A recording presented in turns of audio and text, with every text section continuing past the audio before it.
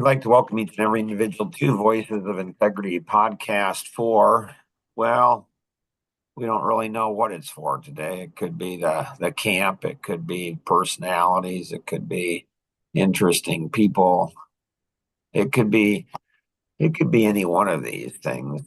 Um, so it's kind of maybe a a working session, a catch-up session.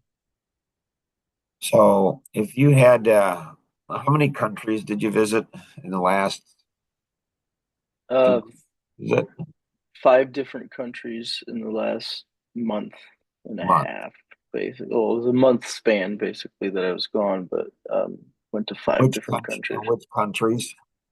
Yeah, so three different countries in South America. So Uruguay, Argentina, and Brazil. Um, spent I only spent a few days in each of those. That was with a work trip, which I'm super fortunate to have been a part of and represented Independent Lake Camp for that. Um, and then I did two countries in Asia, Southeast Asia, so Thailand and Singapore. Um, that was spread out over 3 weeks. So I guess a about 4.5 week span. It was 5 countries, but three of them were within a week and a half. So Gotcha. and, and And yeah, what's the number one takeaway from that?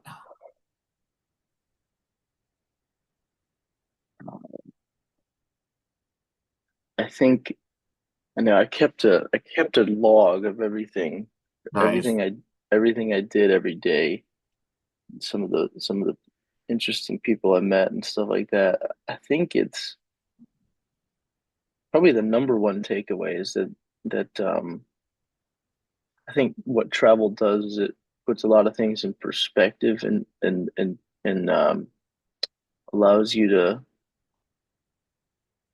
There's so many different types of cultures and different types of people and food and the way that people live and being able to experience that in so many different parts of the world. 5 different. It was all five of those countries had something a little bit unique to offer.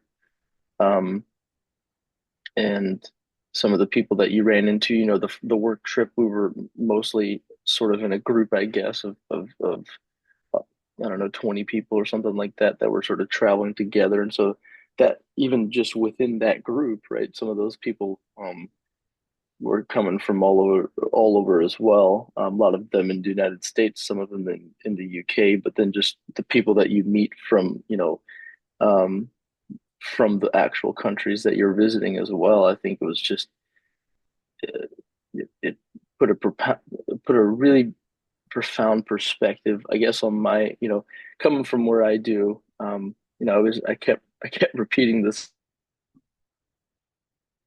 in my head like uh, 15 years ago, little Amish Norman doing something like this, um, growing up in an Amish community, anything that was above 15 miles from you, from where you lived, where your house was considered far away. And that was that's about the length that a horse and buggy travels, so to Got it. speak. And so like, beyond that was sort of a bigger, broader world. And there was, I was oftentimes I was on my maps and stuff like that, and just sort of looking at where I'm at in relation to where I'm from. I think it's always good to sort of keep things in perspective and stuff. And I was 10,000 miles away so, at times. And so the That's a world's a long big, buggy ride. it's a, it's a long few buggy rides. I had to hitch a few horses in there, but um, that was just the world's such a big, big, big place with so many, I mean, just 8 billion people in it. And yet at the same time, you can get anywhere and literally anywhere in the world within a day via the technological advancements we have in transportation, obviously with the airplane and that sort of stuff. And this is all, it's nothing new, but it just, to me, was thinking back 15 years ago to 12-year-old Norman, and I was telling Marissa like the I always had I've grown up with a sort of why not me mentality, and I think, and I haven't really, this hasn't really, this has been a sort of new thing I think that I've discovered about. I guess my mind is like I ask a lot of big questions. I'm a very sort of curious person about the world, about people, about how things work and why things don't work and that sort of stuff. And so something like this, like there's a lot of big things that I would, and I still do, think about and dream about, and I think some people would say, well, I'm not qualified, I'm not smart enough, I don't know the people, or I don't have enough money, or I don't have enough connections, I don't any of those things. And since I was a very young boy, I have very much, um, the bigger, you have a couple voices in your head, at all times, and I think the bigger voice that's always won is just why not, well, why not me, like why can't that be me? And it's not necessarily to an unrealistic place, but I think it's a healthy Why not voice. unreal? And why not unrealistic? Right. You know, Yeah. I mean, Um, I'm in an unrealistic. Well, why not? I mean, like, why not? Like, it's mhm. like it triggers a number of things. It's like somebody's going to reach the 8 billion people. I mean, we can already see it. I mean, you got Facebook, you got Twitter, mean, they're reaching billions of people. So, I mean, if somebody's going to reach the 8 billion people, well, why not you and I? Like what? And I've said that for years. It's weird that you say that, but I'm like, why not? Like, because you don't like people, Mark. You love them, but you don't like them. It's like, I remember with Tom Kuntz, like when he and I co-authored the book, Community Business Partnerships, and he helped raise over $100 million for Easter seals. And so he led the, largest real estate franchise in the world. He had 140,000 agents in 70 different countries. And he traveled all over the world. Like, like this guy, like he's on TV and, he goes ahead and he goes on, he's got the connections where he flies onto an aircraft carrier. Like, like how cool would that be? Like it's like really? You're flying in like that'd be exciting and terrifying. He says, "Oh, it's both." And so we co-authored the book, and I don't know, it was like about a year and a half we worked on that, and then a week before it's to be published, he calls me up. He says, I've got some probably bad news for you. I'm like, okay, well, I don't think there's probably anything bad, but yeah, go for it. He's like, I'm going to retire from Century 21. Now, at 140,000 agents, I'm thinking each one's going to buy two books. And so that's 280,000 books sold just like that. But I knew that if he's not president, they're not going to buy the book. And so all of a sudden, a year and a half of work, boom. But it wasn't my response. My response was, that's really exciting, Tom. That's so awesome. Like we'd never met in person in the year and a half. And I said, so what are you doing? Like, what's the time frame? He says, oh, it's a couple weeks. And I said, okay. And I said, well, how about if I fly out and, we meet in person? Like, what are you going to do? He's like, I don't know.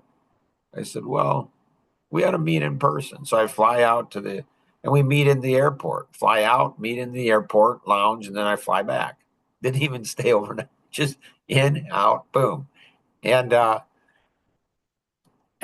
after he retired and we started doing some more stuff together, I'll never forget.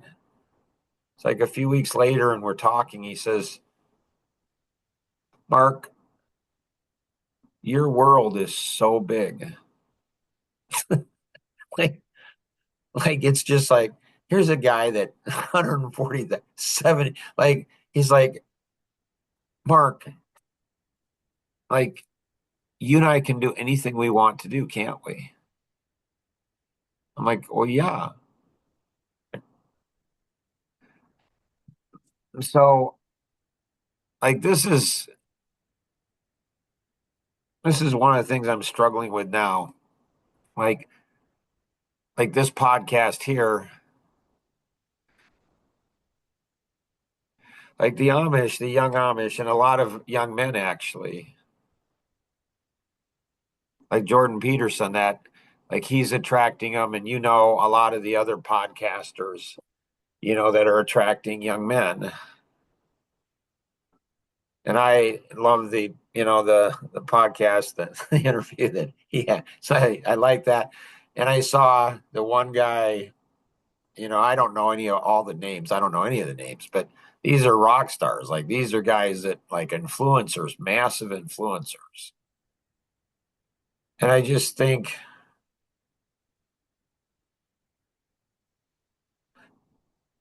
like, wouldn't they get a lot more benefit in listening or watching you than these other guys?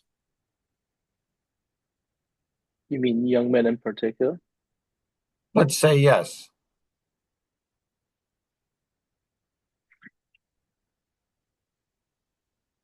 I mean, I think I think I understand what you're saying. I think uh, there's a time to that. People have been doing it for so long. I still understand the sentiment that you're coming from. And Missing something in your reading and podcast viewing, or something's not getting through to you. tell me more. Well, Why not me? right. Well, because other people have been doing it. Well, there's a lot of reasons. One of the reasons is, well, they've been doing it. Yeah, yeah. So there's a whole, They've like, why not you? Well, there's a lot of reasons why there like, and they're all really good reasons, and every one of those reasons will prevent it from being you. Mhm. And it's weird because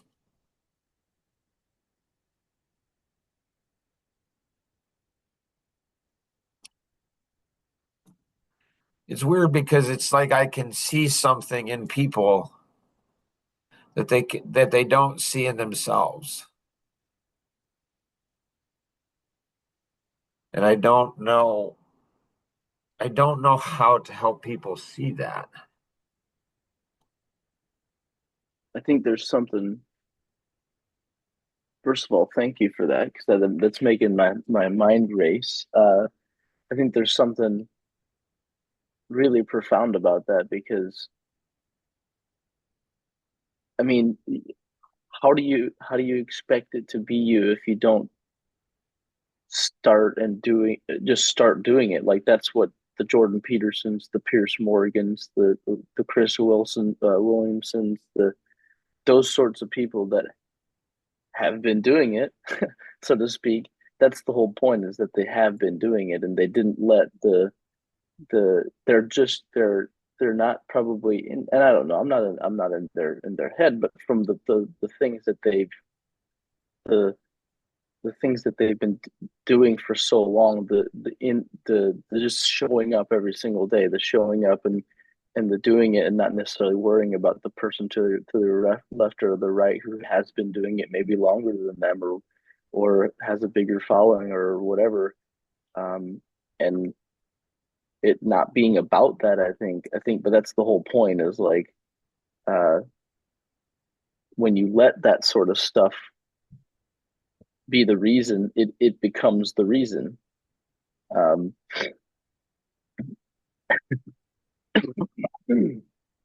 Keep talking. I'm listening.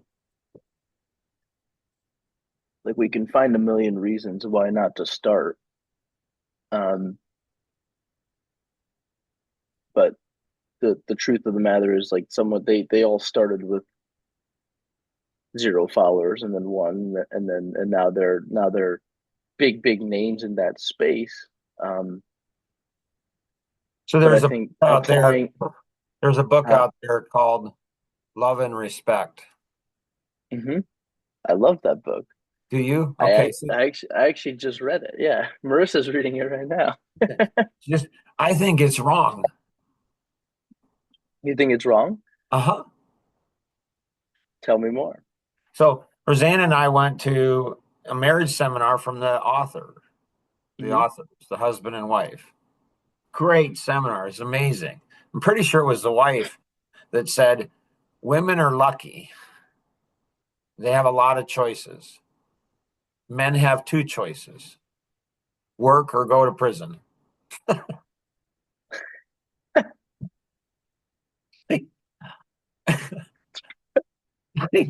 Like I thought that is profound. Like that's I've never thought of that before, but it's true. But just this last week is when I discovered this new thought. I'm like, I don't think women are looking for love. I think I think they're looking for attention. But that doesn't play as well in a book. Like you can't really say that. I mean, I can say it. You can't put attention and respect. Right. Right. And for the women that are listening to this, like like I learned this technique from Tom Coons. He would say something inflammatory, like to the president of Easter Seals. He'd go and say, he'd be like, "Can you help me?" So he's on the board. He helped raise $100 million. Like the stories that I could share about that whole thing and him, it's insane. I mean, it's absolutely mind numbing on the arrogance of big.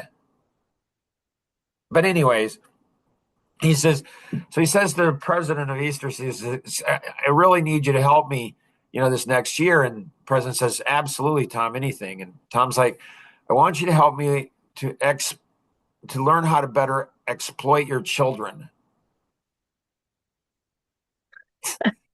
That that could be misconstrued. Right?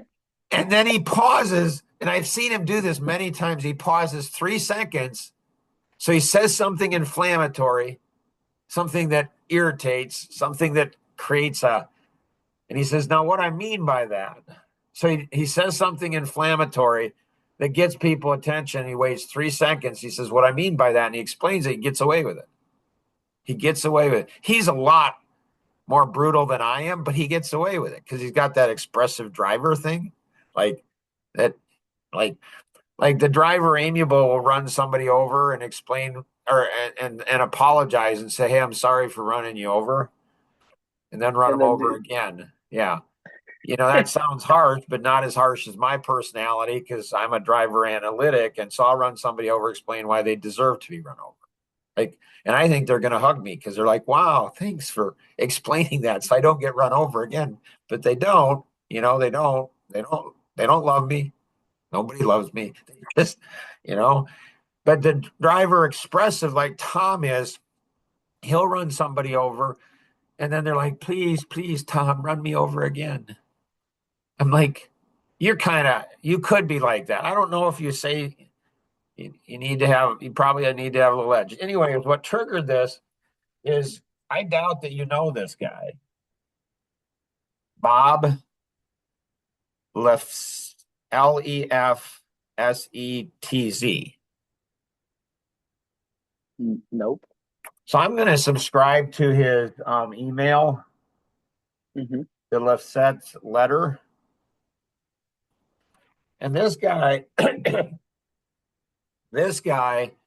has done something nobody else in the world has ever done.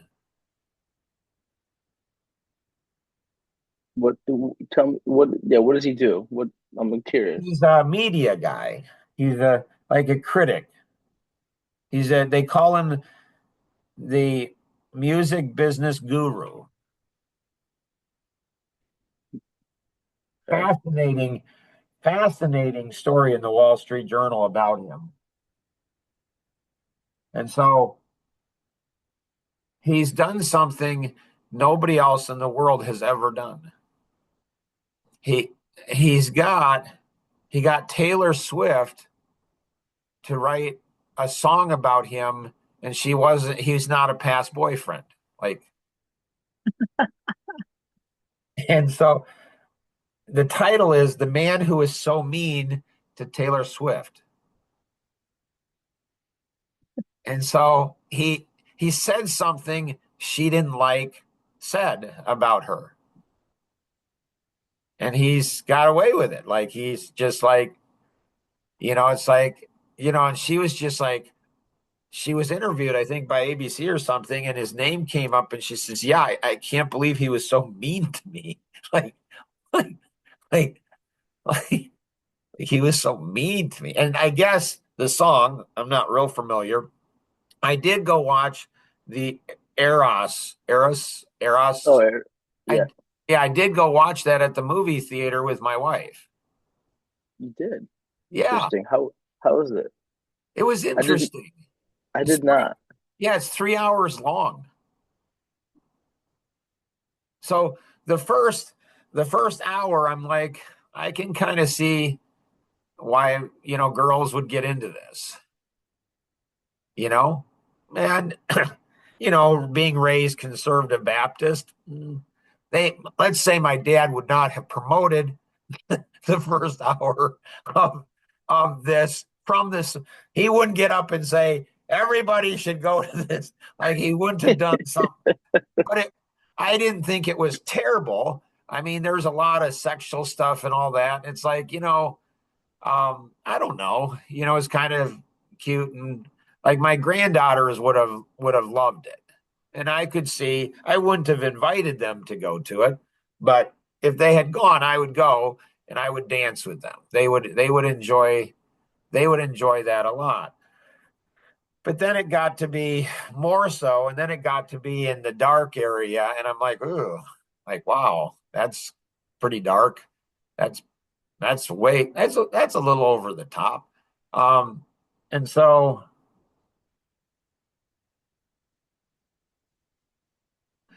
being an international speaker, like you and I ought to invite people on to this podcast and interview them. Yes. And like we need a female on too. She would balance us off. So a female that has a lot of cute energy that she could interrupt both of you and both of us and get away with it, especially me. Like we need a female who's got cute energy where she would just interrupt me and she'd totally get away with it. And she has these questions and she's curious and she's just all kinds. So we need to find one. I've got a couple in mind, but you could have one too. And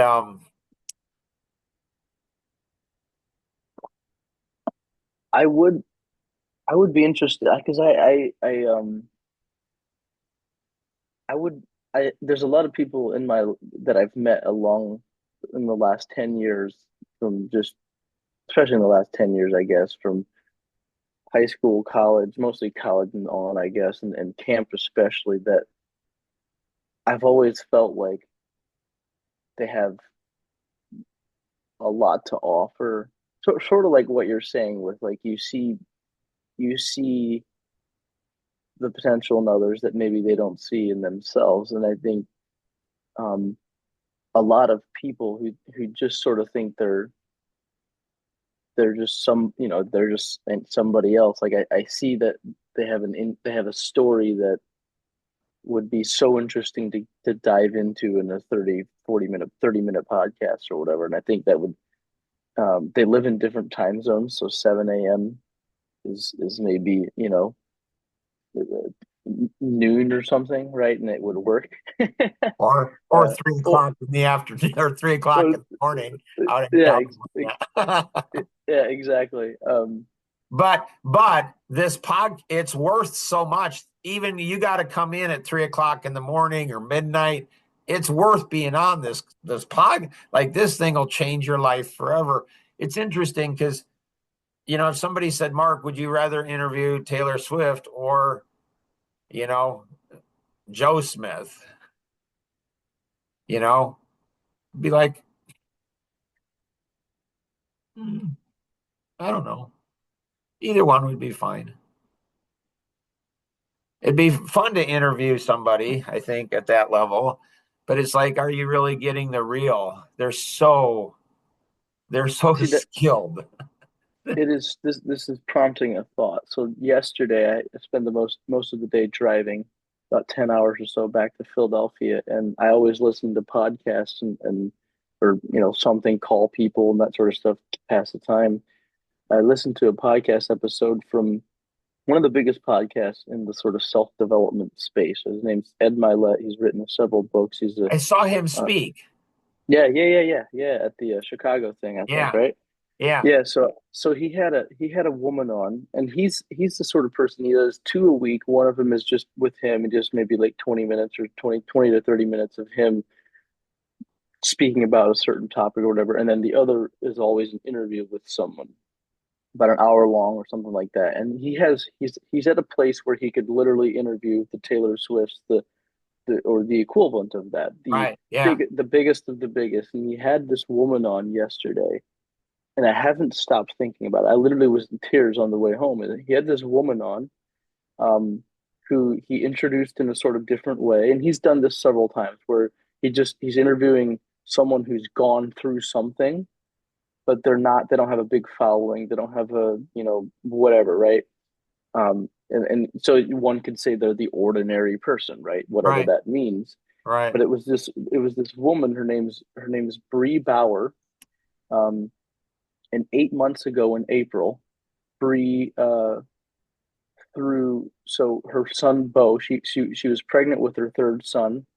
His name is Bo, and at 27 weeks, I'm not going to speak. I'm going to speak a little bit generally because I forget some of the details here, but the bigger picture will matter. But she delivered, she had to go into an emergency C-section at 27 weeks, to deliver him, but it put her life at risk as well. She developed, some pretty severe um, stuff along the way. She had to basically go into a medically induced coma for some time, and because the doctors had to uh, basically focus all of their attention on saving her vital organs so that she wouldn't pass, the blood supply to her limbs, so her hands and her legs, were cut short, and so they woke her up, um, because they wanted her to be a part of the decision making process. But essentially, um, they didn't really have a choice, and she knew that. She was a nurse. She was a nurse growing, like, had been a practicing nurse up until then, and they amputated. She's a quadriplegic, right? So they amputated all four limbs, right? And so you have this mother who, she went through a surgery.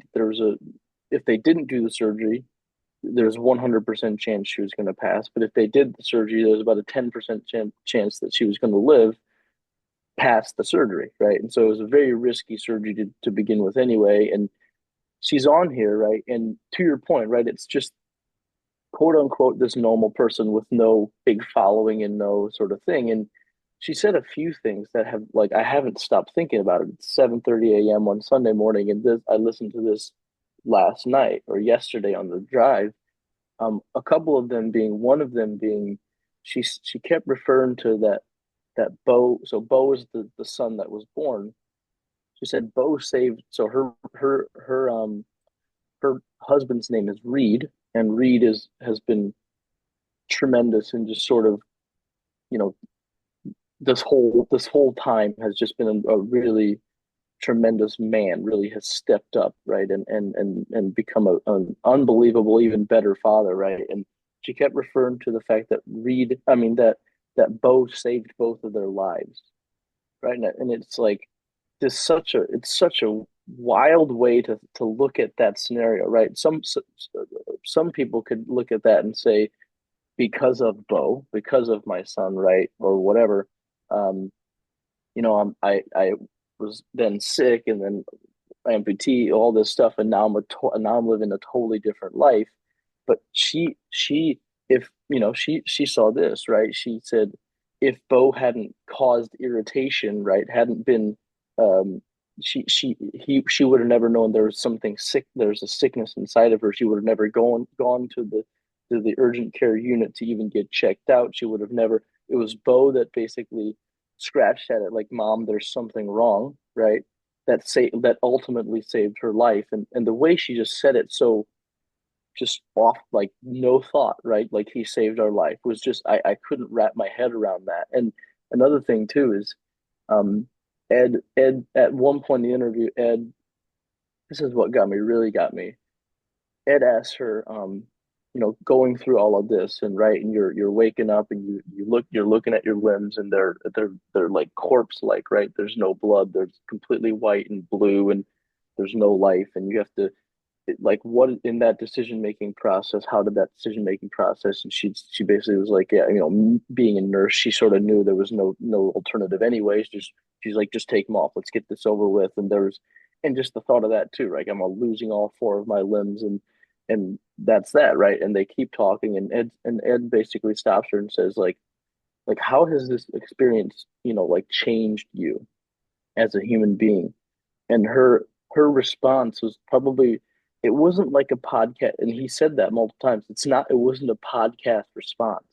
It was a real, authentic, like, it was a real response. She said, I don't think it has changed me that much. She said, I it hasn't changed who I am, right? Um, Maybe it's revealed more of who I am, but like, I've always, being a nurse and being so close to death, and every day in your practice, like, the way, um she basically was like, I've been sort of working on and being prepared for, almost for this moment where her her um her ability to see life beyond her limbs, even, right, as a mother, and the way she was used to living life, like, um it was just so profound, like, her basically saying, I don't think it's changed me. I think I've always, I think I've always been this person. To me, I'm just, literally, what my first thought was, like, the things that we sort of talk about with, um, you know, becoming who we are created to be. Like, this is a part of her, in her head, right? And even later, in a different part of the podcast, he asked about her faith and how her faith has grown and that sort of stuff. And again, it wasn't some sort of, that's just what you get with the sort of more normal person, right? It was, she didn't give some podcast answer. She said, to be honest with you, I grew up in the Catholic family, and but I'm sort of mad at God. I'd never heard that before. I mean, I'd heard that sentiment before, but I'd never heard it on a podcast. You would never hear the Taylor Swifts or the whatever, right? That equivalent say, I'm mad at God right now. Like, I'm questioning, and I'm really, like, you would, more so than anything, you would probably have that, some sort of fancy way of saying that you've become this sort of, angel in a way, right? And that, everything's changed, and you've changed, and you're like, and she's 8 months into this journey, and she's literally in the midst of it. And so there's a lot that's, he just wanted to get inside of that brain. And I don't know, you just, you talking about that and saying, would you rather interview the T Swifts, or just the Bob Smiths, right? Like, that's, um they both have they both have something to offer, but I think the Bob Smiths might be just as important, if not more important, for the listener, because who relates to the T Swifts, Right. right? Like, I can relate to. I mean, I can't relate to her journey. I can't relate to being a nursing mother with no limbs, and that's really had to figure a lot of stuff out, and, um, that just from one day to the next, like, She remembers walking into urgent care. She remembers putting the mask on, and the next thing she remembers is waking up and having to make a decision that all four of her limbs were going to be taken off. Yeah. And there wasn't really a decision there, but they wanted her to be a part of that. And to me, that's just like, Right. if So, if someone asked me that on a podcast, so if I you're listening to this and you know somebody um, that you think should be interviewed on this podcast, and the subtitle of this podcast, we don't have a name for it yet. We'll come up with a really cool name. But the subtitle of it, we do have that. And that is the podcast that's not, you know. So you won't ever experience because it's not designed to go ahead and get followers. Like it's not designed to get attention. yep, No, it's just not. It's like and so I yeah, like that. yeah, It's like he kept saying that that's not a podcast answer, right. and to me it's like, what does that mean? Well, it's You not, know, it means that it's not, everything's like the it's not number all one commodity. I read this somewhere. The number one commodity in all of the world that's now being sold, everything is centers around this number one commodity, and it's attention. attention. It's Yep, I was gonna attention. say. It reminds me of my grandkids. They just want attention. They just Mm-hmm. want a lot of attention, which is okay. Like they're 1 and 2 and 3 and 6 years old. But it's intriguing to me. It's intriguing to me on how gr- grown ups, they want attention. Like how many people, how many people attend the podcast? It's like I'm not saying there's no relevance to it, because impact I think is you want to impact, but I would rather go deep with one person than stay on the surface with a billion people. So One, anyways, connect with the individual who invited you to participate in today's session. We'll put some things out where you can actually submit. Oh, if you want somebody else to be on, here's a tip for you. um get on yourself. But you'll probably be thinking, well, I'm nobody and nobody would be interested in me, and I'm not that interesting. If you get on, I assure you, uh, we will find some very interesting things about you. You may not find them to be interesting, but we would. So hopefully that's been helpful. Always remember we can accomplish so much more together than we ever could on our own. Have an amazing day. Bye bye.